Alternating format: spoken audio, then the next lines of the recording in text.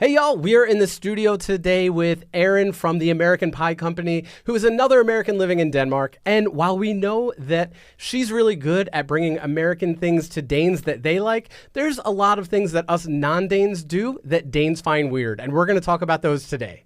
And one of the crazy things, or things that they think that we're crazy about, especially us Americans, is talking.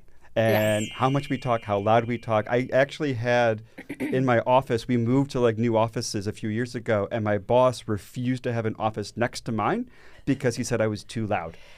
I like to say, I can attest because I worked at the table with you during COVID. Yes, but then you just have to say it in a nice way. I have the same problem. I've always had the same problem, and I just say, I have a voice that carries. Oh, I got to remember that one. I say it in a nice way like that because I'm very good at talking to those people in the back of the room Absolutely. without the mic. Absolutely.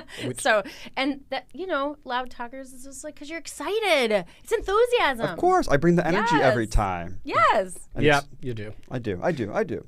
But then again, this is also a country where they have the Stille Zone on every train, and they probably don't need it because unless there's a bunch of high schoolers going on there, the whole thing's a Stille Zone. The whole thing is a Stille Zone. I was actually on the train the other day, and my husband calls me, and I found myself talking. I'm like, hi.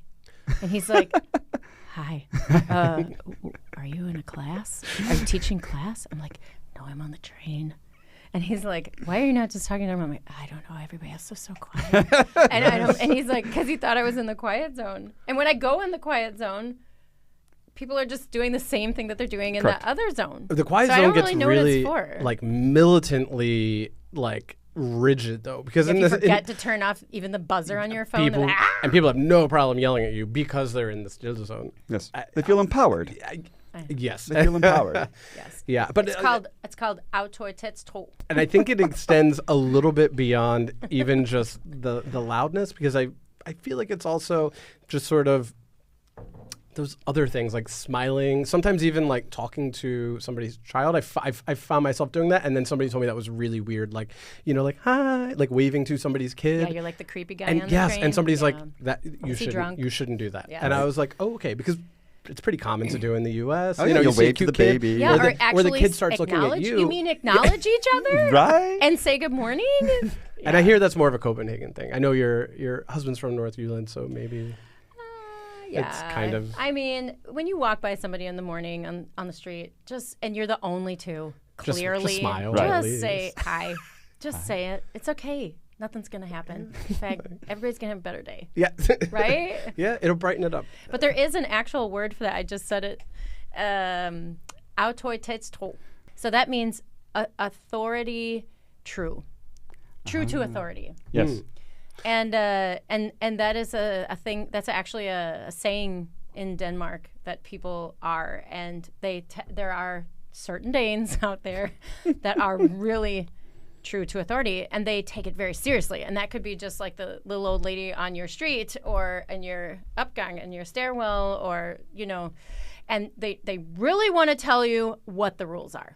And it's like, okay, yeah. And you're always like, yes. And I know everybody knows these people in their lives because it's usually a neighbor or a parent at school or something. They're just like really like, they can't help themselves. It's almost like a Karen, but maybe a can. A con. Yeah. There's men out there too that are very It's also the laws. Yeah. I don't know the male version, but yeah. Another one is wearing a lot of colors. Like I feel like I do it all the time. I had like a very serious neon phase. Here? Like before I moved here. Oh, okay. And then I was like, oh, can't wear that.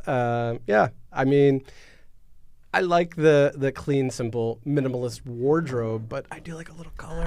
It's safe. And I know that a lot of non-Danes do that. It's safe. And I know. I mean, I'm luckily my husband. I'm not like I want to paint my walls like the color of this outfit, but I mean, I do think that people need to take some risks, especially with paint. It's just paint. Yes. Guess what? If you don't like it, just paint over it. It's like really easy change that you don't have to do much. I have a really good friend here that has a beautiful interior shop up north, and he's really working his darndest to get people to start using push color instead of the safe white and gray. Here's the thing: why do you want to paint your home the same color that the sky is 80% of the time.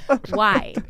Like, why? And I understand it's keeping light, or it's supposed to make it feel lighter, bigger, brighter. And the candles, I think, are a part of that too. But scented candles. Sorry. Oh, yes, absolutely. But that's another one, is like anything scented, candles or otherwise. Everything. And I know, and I get really disappointed if I buy the wrong soap at the store, and it's like the one that I actually am the person at the store. It's probably like totally illegal, but like I always open the top. I'm really into smells. I'm American. I want to make sure it smells good. Yeah. I'm super picky, and I'm not just going to go by the label. And I like open the top and I smell it and I put it back on because I like need to make sure, like, am I going to like the smell or is there no smell? Sorry, I just like divulge that I do that. It's okay. Nobody listens to this, and it's fine. It's fine. Yeah, you'll be safe at Netto. It okay, won't good. matter. Yeah. I agree. I mean, I mean, in the U.S. you have all the Yankee candle shops and everything else. Yes. You got all the different scents that are there. We've brought Yankee candles back, and we've had our Danish friends come over and be like, this? "What does that smell?" Like, Yeah, it's a candle. Oh yeah. Another one that's on our list would be being politically correct. A lot of non-Danes do that, and sometimes Danes find that a little weird. Yeah, it's constricting for humor. Yeah, and that's it. Yeah, not that's a all lot of things are taboo. I mean, and of course, we want to be inclusive for everybody, but the thing about Danes is that they're really good at poking fun of themselves. Yes. And exactly. I think people that are too PC are not good at actually having a little self-humor. Yeah. And to go far in this life and to build your self-confidence, you need to have self-humor. Yeah. You have to be able to poke fun of yourself. You're right. It's all related. It's that self-deprecation too. Yeah.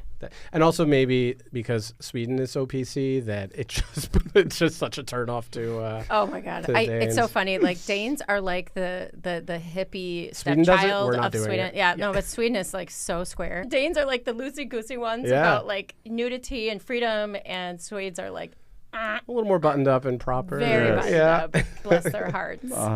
Being time flexible is something that I find in the U.S. we do, where sometimes we'll say something like, just come over anytime after 5. Yeah.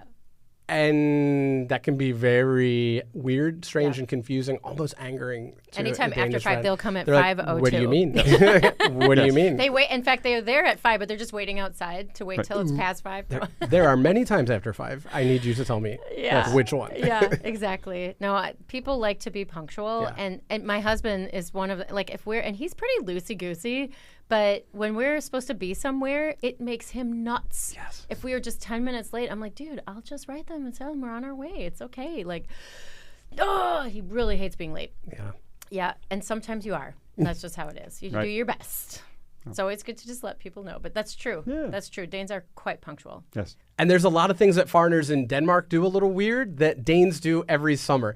But if you want to know about those, like why do Danes burn witches and why do they have a bonfire on one of the longest days of the summer, you can watch this video right here and learn more about that. Thanks for watching, everybody. Hi.